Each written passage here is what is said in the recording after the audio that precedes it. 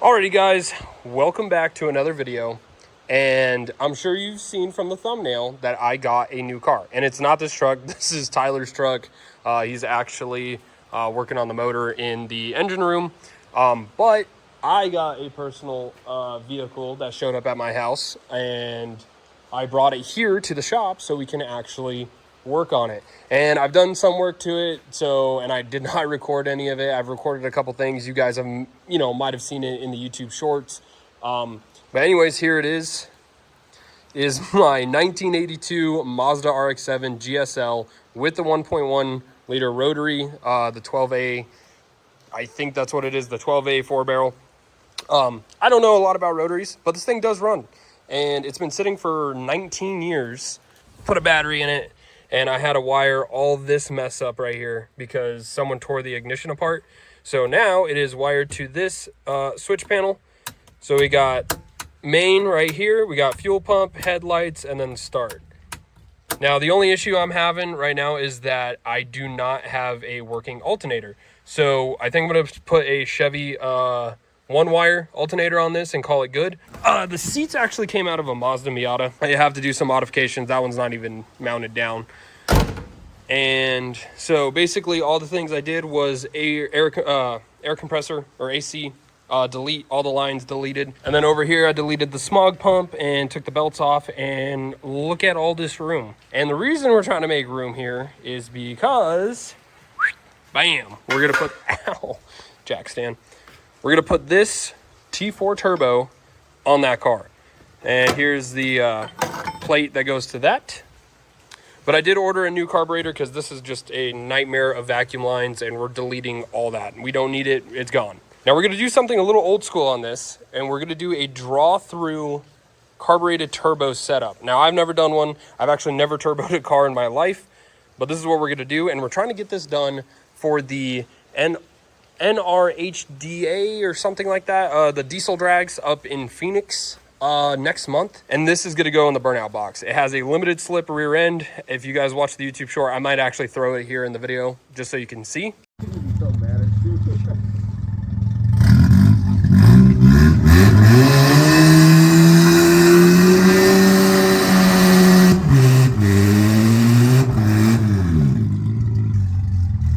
But anyways, that is what we're cooking with, and we're gonna take this donut off. Obviously, we're going to actually put, and it sucks, I only have 3 of these aftermarket wheels, but we're taking 2 of these ones, throwing them to the front, putting one in the trunk right in there as a spare. I got wheel adapters coming in to go from 4x110 to 4x100, and I can use Honda Civic wheels, the 4-lug Honda Civic wheels, and I can get a bunch of those for super cheap. So that's the plan for that. We're gonna try to quickly sand and paint the car. I got some decals coming in for it. Randy's hooking me up with some harnesses for the car. The only other thing I did to make this run and drive, obviously I had to bleed the brakes. It's been sitting, wow, it is really coming down right now. Anyways, I had to bleed the brakes because it's been sitting forever. Disc brakes all the way around was super easy. Bled all the lines, cracked all the lines, boom. This thing stops on a dime. I had to replace the master cylinder for the clutch, and it came with a new reservoir, which is really nice. It's a little overfill, that's why it's wet on top. But we bled this to the slave and immediately had a clutch. So this car rips, it runs, drives. We've done 1st to 2nd gear launches. It's not titled or registered or anything, so we don't want to, do too much to it, with it out on public roads. So I actually just got done doing the oil change, new oil filter, new oil in the motor. And if you guys do know rotaries and you guys, are going to ask in the comments, yes, I did premix the fuel with 2-stroke fuel. Or, well, put 2-stroke oil in the fuel. Now, that was the main thing. I was told it needed a fuel pump, and that's why it would not run. And once we got all the electrical going, we realized the fuel pump was working. So we lifted up the car, dropped the fuel tank, and realized it was not pumping any gas out. I had to clean the tank out. The main line to go to the fuel pump was completely plugged. Put it back in the car, filled it up with fuel, fired right up. But it is Friday right now, and I will be back tomorrow. I'm gonna be helping Tyler with his motor, probably getting it in his Dakota. And we're going to be doing some work on here. I need to get this dent out so I can open the passenger door all the way. So yeah, I'm going to get these seats pulled out and figure out some brackets to actually mount these guys, and that way I have comfortable seats in this car. All right, everyone, a little update on the RX-7 build. I did get the passenger fender dent out, so now we can actually open this door all the way without it binding up. I got the lap belt installed right here. It's a little Jegs Racing 5-point harness, turned it into a lap belt just for this application for this event. And I will be mounting the the passenger seat soon, probably sometime today. I got all the trim pulled off the car because we're gonna sand and paint it white. And here is the new Chevy alternator that we're gonna be putting on this RX-7. And here's the turbo. We should have the carburetor for the turbo system delivered today, and we'll start fabricating the whole turbo system as soon as that comes in.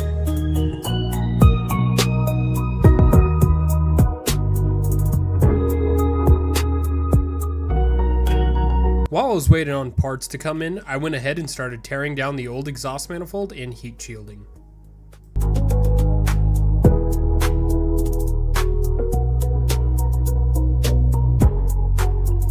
Okay, now it's pretty straightforward now I got that heat shield out of here. It's 4 bolts, 2 on the top, 2 on the bottom, and then this whole obnoxious heat log comes out. And I don't know if I'm gonna pull it right now because this lift is gonna be needed to use tomorrow for another vehicle.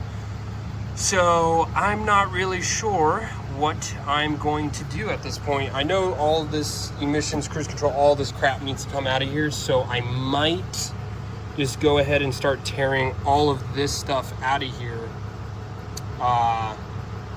for now. And then this will come out. This whole carburetor, all these vacuum lines, everything gone. After I got the carb and intake off the motor, Tyler started to port and polish the intake manifold.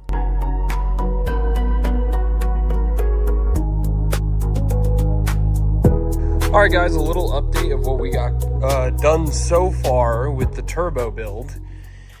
Tyler ported out the intake manifold. We still have to put a block off plate here and on the end there and finish sanding this out. I came in this weekend and I built this header pipe. I have the plate cut out to the gasket sides. It fit freaking beautifully. This is the first header pipe I've ever made, by the way. But I came in, I bent this pipe on our pipe bender. So yeah, I tacked the flange onto the header pipe and bolted the turbo down so we can mock up what we were gonna need right here to actually put the carburetor box. I actually made this yesterday. Made it out of cardboard first and made it out of aluminum. And basically this is gonna sit somewhere in there. We're gonna weld the flange on top of that and mount the new carburetor there and have a pipe coming in. I did order a 90-degree angle aluminum pie cuts, just like this. Ordered a full 90-degree angle bend. This is all that Tyler had left from his stash. So we might still end up using a little bit of this, but I did order some more. And I ordered 2-inch aluminum pie cuts so we can clock the turbo here and feed it directly into the intake manifold. So I literally have like 24 days to get the turbo system done, new oil cooler on, new oil cooler lines, sanded down, painted white, decals down the side, burnout tires mounted on the rear. Get these, that's gonna be my spare for the front, but I have a donut, rocking on the other side here. So I got wheel adapters to get rid of the 4x110 lug pattern to go to 4x100. And then after that, we just got to slap the Chevy alternator on here. I got to figure out some mounting brackets here to make it line up properly. That way we have a charging system. And for interior, I still need to mount the passenger seat and get some kind of seat belt in here. Randy gave me a 5-point harness, Jegs 5-point harness, which I ended up turning into a lap belt. Just because it's simple. It's a burnout car, it's a drift car. I don't need a full harness right now. But yeah, 25 days left. Let's get her done. What is going on, guys? Here's another day of working on the RX-7. It has been about a week since I've seen my car. I actually had to fill in on a different shift for a guy that's been gone for a couple weeks. So I was not here at all, could not work on the car after work, but I was able to get all the parts that I was needing, and it is Sunday today. We're gonna install all this crap. We got a new radiator, a new oil cooler, we have turbo, feed and drain flanges. I have an AFR gauge and O2 sensor in that box. And it looks like Tyler actually finished fabricating the intake box here, or the carburetor box that goes to the turbo. So we got a little list of stuff we're gonna do today. We're gonna do the oil cooler, like I said. We're gonna do the radiator, put the shroud back on.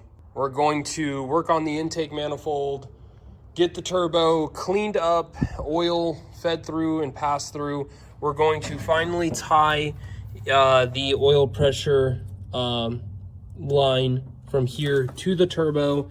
I actually did, you guys seen the YouTube short, but I actually did add the analog oil pressure gauge to the dash, which actually fit right there in the AC compartment, which I wish it filled up a little more where I didn't have to use the actual bracket, because it kind of looks, you know, kind of looks weird, but yeah. So passenger seats mounted, just need to get a lap belt. Just running lap belts on this car for now. Yeah, here's the intake manifold. So we got to tap and plug this hole and this hole right here, and this should be fully ready to go. I made block off plates for it, that one there and that one there. Oh, and we got to plug off these two lines, so I'll figure out how to do that. So yeah, let's get into it. I'm gonna start getting the radiator, oil cooler, and all that good stuff installed.